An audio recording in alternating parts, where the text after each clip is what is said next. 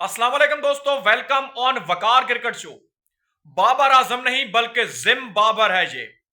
इसकी औकात इतनी नहीं है, काबिलियत नहीं है कि इसको बाबर आजम का दर्जा या रुतबा दिया जाए।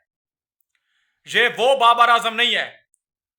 शहजाद जो जम के क्रिटिसिज्म कर रहा है, उसको जो तकलीफ है वो आगे चल के आपके साथ में शेयर करूंगा। और शान मसूद की जो कप्तानी है वो भाई डामाडोल पहले भी थी, लेकिन अब उसको रिमूव करने का फैसला कर दिया कि भाई जान छोड़ दो। तुम्हारे बस की बात नहीं है कि अगर 6 मैचेस हारने के बावजूद भी अगर कुछ नहीं सीख रहे हो तो भाई साइड मार लो।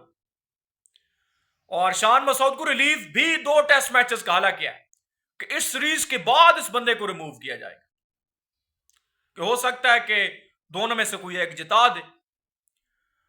जीत का जो वर्ड है वो पाकिस्तान टीम के साथ अब हम इस्तेमाल करते हैं, यूज करते हैं, तो बड़ा शर्म आता है हमें। यकीन करें, शायद उनको आए जाना आए इस परफॉर्मेंस के, यानी कि जो उन्होंने परफॉर्मेंस दिखाई है, और उनको शायद शर्म आए जाना है, वो एक अलग बात है। लेकिन अब जो मेन टॉपिक है वो ये है, भारत के बड़े नामी गिरामी स्पोर्ट्स जर्नलिस्ट हैं विक्रांत गुप्ता।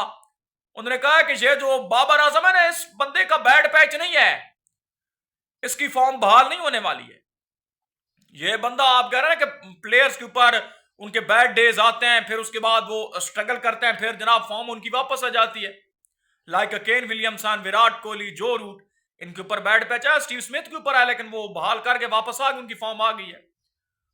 और 9 मैचेस हो गए, तकरीबन 17 इनिंग्स बाबर आजम ने इस दौरान खेली हैं, और उनकी एक 50 नियम, वरना बाबर आजम तो बादशाह माना जाता था, रन्स मशीन कहा जाता था बाबर आजम। किधर गया वो बाबर आजम? ये उनका एक पॉइंट ऑफ व्यू है। और सुशांत मेहता भारत का, वो तो खैर इतने बकवास करता है, उसको तो आप जहां पे क्या रेट करेंगे। और इसके अलावा अगर बात करें स्पेशली अहमद शहजाद, ये पार्ट 2 बना। जितना भारत में बाबर आजम के ऊपर क्रिटिसाइज नहीं होता इंडिया में, जितना पाकिस्तान में हो रहा है आजकल।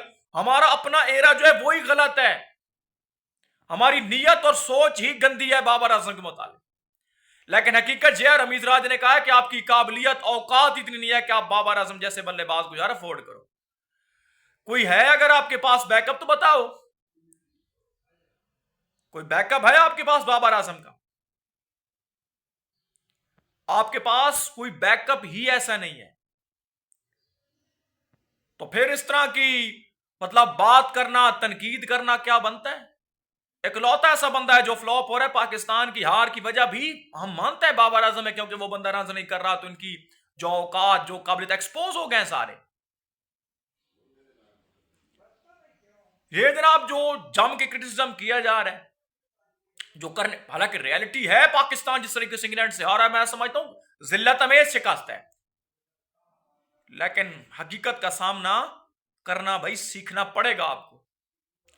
और अहमद शहजाद को जो तकलीफ है, शहजाद साहब आपने मतलब कितने आपने झंडे गाड़े, आपको तो बड़ा मौका मिला, आपको तो तीनों फॉर्मेट खिलाए गए, आपने क्या उखाड़ लिए? कोई जवाब है? इधर आपको बड़ा इश्क चढ़ा हुआ, शौक चढ़े हुए क्रिटिसाइज करने का। बाबर आजम के म्यार जैसा बल्लेबाज पाकिस्तान के, मैं बाबर आजम की यहां पे साइड नहीं ले रहा, मैं आपको पहले भी क्लियर कर चुका। लेकिन रियलिटी यह है कि उस बंदे का जब से बैट खामोश हुआ है, पाकिस्तान की हालत आपके सामने है। पाकिस्तान क्या कर रहा है? शान मसूद की जो कप्तानी है वो भाई बाय बाय टाटा होने वाली है, कि भाई जान छड़ दो हमारी, बस रिमूव किया जा रहा है। अपडेट से चलेगा तो लाइक और सब्सक्राइब जरूर कर देना।